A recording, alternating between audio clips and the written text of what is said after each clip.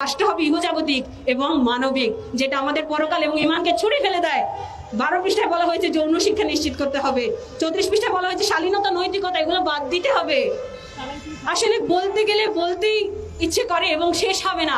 এর প্রতিটি পাতায় পাতায় পাতায় পাতায় সমস্যা বিদ্যমান, যা মনের মধ্যে যুদ্ধ জাগিয়ে তোলে। আউযু বিল্লাহি মিনাশ শাইতানির রাজিম, বিসমিল্লাহির রহমানির রহিম। সম্মানিত শ্রোতা মণ্ডলী, সবাইকে অনেক প্রীতি শুভেচ্ছা এবং সালাম। আসসালামু আলাইকুম রাহমাতুল্লাহ। 24 পরবর্তী আমাদের এই নতুন বাংলাদেশে আমরা নতুন ভাবে বাঁচতে চেয়েছিলাম, কিন্তু সে পথে বাধা হয়ে দাঁড়িয়েছে এক গাদা সস্তা পচা নীতিমালা।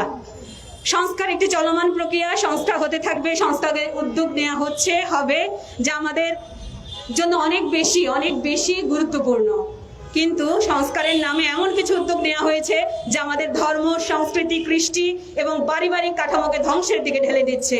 সম্প্রতি নারী বিষয়ক সংস্কার কমিশনের 3 শতাধিক পৃষ্ঠারও বেশি একটি নীতিমালা প্রণয়ন করা হয়েছে, যা পশ্চিমা মূল্যবোধের হুবহু নকল।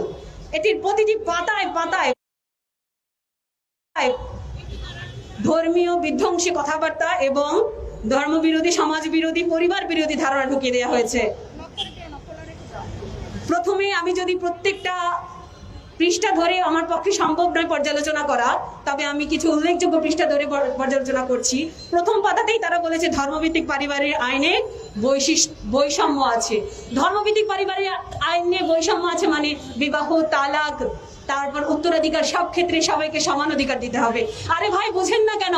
এখন তালাক এক পক্ষ থেকে হয়, তাতে তালাকের পরিমাণ যেই বেশি, যদি উভয় পক্ষ তালাক দেয় তাহলে তালাকের পরিমাণ কি পরিমাণে বাড়বে আপনার আমার চিন্তার বাইরে সেটা।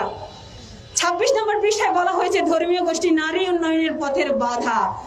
এই কথাটার দ্বারা সরাসরি বাংলাদেশের 4টি ধর্মকে অবমাননা করা হয়েছে, আঙ্গুল তুলে অপবাদ দেওয়া হয়েছে। 45 পৃষ্ঠায় বলা হয়েছে অভিন্ন পারিবারিক আইনের কথা। এক কথায় সব ধর্মকে এক রকমের নীতিমালা অনুসরণ করতে হবে। এবার এটা মৃত্যু পরবর্তী কালচার হোক, বিবাহ কালচার হোক, অথবা তালাক কালচার হোক, পারিবারিক কালচার হোক, সব ক্ষেত্রে সবাইকে একই নিয়ম ফলো করতে হবে। সম্প্রতি ধর্মীয় গোষ্ঠীরা এবং ধর্মীয় বিভিন্ন মানুষজন এটার বিরুদ্ধে অনেক বেশি প্রতিরোধ জানিয়েছে।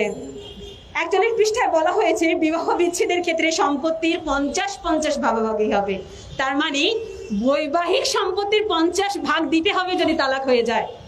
দেখেন, পশ্চিমা বিশ্ব এই জন্যই বিয়ে করে না, তারা তাদের চরিত্র, তারা তাদের যৌন কামনা চরিতার্থ করে ভিন্ন পন্থায়, বিবাহের পন্থায় নয়। তাদের পরিবারে নেই, তারা এই অস্বস্তিকর পরিবেশ থেকে, অস্বস্তিকর যন্ত্রণা থেকে বের হয়ে আসার জন্য ফাদার্স ডে, মাদার্স ডে পালন করে। আমরাও কি সেই দিকেই এগিয়ে যাচ্ছি? আমরা যেতে চাচ্ছি না, আমাদেরকে এগিয়ে নিয়ে যাচ্ছে। আসুন সবাই মিলে একসাথে প্রতিরোধ গড়ে তুলি এর বিরুদ্ধে। 74 পৃষ্ঠায় বলা হয়েছে বৈবাহিক দর্শনের কথা। আরে, নারীর অনুমতি ছাড়া যদি নারীর সাথে মিলন করতে গেলে যদি অনুমতি নিতে হয়, তাহলে পুরুষের পকেট থেকে টাকা নিতে গেলেও তো তার অনুমতি লাগবে। একজন বিবাহিত নারী অনুমতি ছাড়া তার সাথে মিলন করা যাবে না। একজন পুরুষের অনুমতি ছাড়া তার পকেট থেকে টাকা চুরি করলে সেটা কি চুরি হবে না? অবশ্যই হবে। তাহলে সেই নীতিমালা প্রণয়ন করেন। 34 পৃষ্ঠায় বলা হয়েছে পতিতাবৃত্তিকে বৈধতা দিতে হবে। প্রতিটি পাতায় পাতায় এই জিনিসটা উস্কানি দেওয়া হচ্ছে। আমার প্রশ্ন হচ্ছে, সংবিধানের অনুচ্ছেদ নম্বর 18-2 বলা হয়েছে গণিতাবৃত্তির বিষয়টি সংবিধান থেকে বাদ দিতে হবে, যেটা আমাদের আইনে অবৈধ। জনস্বাস্থ্য এবং নৈতিকতার নামে যেটা নিরোধ করতে বলা হচ্ছে, সেটাকে আপনারা এস্টাবলিশ করতে যাচ্ছেন। আমার একটা প্রশ্ন, একটা মহিলার, একটা নারীর দায়িত্ব নিবে তার পরিবার, তার ভাই বা তার বাবা। যদি তারা ব্যর্থ হয়, তাহলে একটা ইসলামিক রাষ্ট্র হিসেবে সেই রাষ্ট্র এই দায়িত্ব নিতে বাধ্য। আর আপনারা রাষ্ট্রের প্রতিনিধিত্ব করছেন যৌন কামিতাকে এবং যৌন কর্মীদেরকে অধিকার দেওয়ার কথা বলে। আমি বলবো এই বস্তা পচা সস্তা নীতিমালাগুলোকে অনতিবিলম্বে বাতিল বলে ঘোষণা করা হোক। 105 পৃষ্ঠা বলা হয়েছে শরীর আমার, সিদ্ধান্ত আমার। এটা যুব সমাজকে পরিবার, ধর্ম ও শালীনতা থেকে বের করে নিয়ে যাচ্ছে।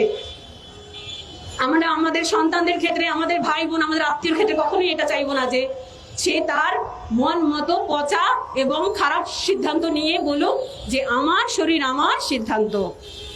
23 পৃষ্ঠায় বলা হয়েছে 3 মাসের মধ্যে গর্ভপাতের বৈধতা দিতে হবে।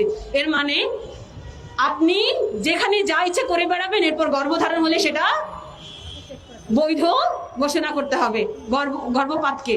তো এটা আমাদের জন্য আরো বেশি অবমাননাকর। 10 পৃষ্ঠায় বলা হচ্ছে রাষ্ট্র হবে ইহজাগতিক এবং মানবিক, যেটা আমাদের পরকাল এবং ইমানকে ছুঁড়ে ফেলে দেয়। 12 পৃষ্ঠায় বলা হয়েছে যৌন শিক্ষা নিশ্চিত করতে হবে। 34 পৃষ্ঠায় বলা হয়েছে শালীনতা, নৈতিকতা এগুলো বাদ দিতে হবে। আসলে বলতে গেলে বলতেই ইচ্ছে করে এবং শেষ হবে না। এর প্রতিটি পাতায় পাতায় পাতায় পাতায় সমস্যা বিদ্যমান, যা মনের মধ্যে যুদ্ধ জাগিয়ে তোলে। এ জাতীয় একটি প্রস্তাবনাকে নারী নীতি বলা যায় না। এটি নারীর উন্নয়নের নাম করে নারীত্বের অবমাননা, সমাজ কাঠামো ধ্বংস, ধর্মীয় বিশ্বাসের অবসান ঘটানোর এক সুপরিকল্পিত নীল নকশা। আমাদের দাবি এই প্রস্তাবনা অবিলম্বে বাতিল করতে হবে এবং প্রকৃতভাবে বাংলাদেশের কৃষ্টি, ধর্ম ও নারী মর্যাদার প্রতি শ্রদ্ধাশীল নারীদের নিয়ে একটি নতুন সংস্কার কমিশন গঠন করতে হবে এবং নতুন নীতিমালা প্রণয়ন করতে হবে।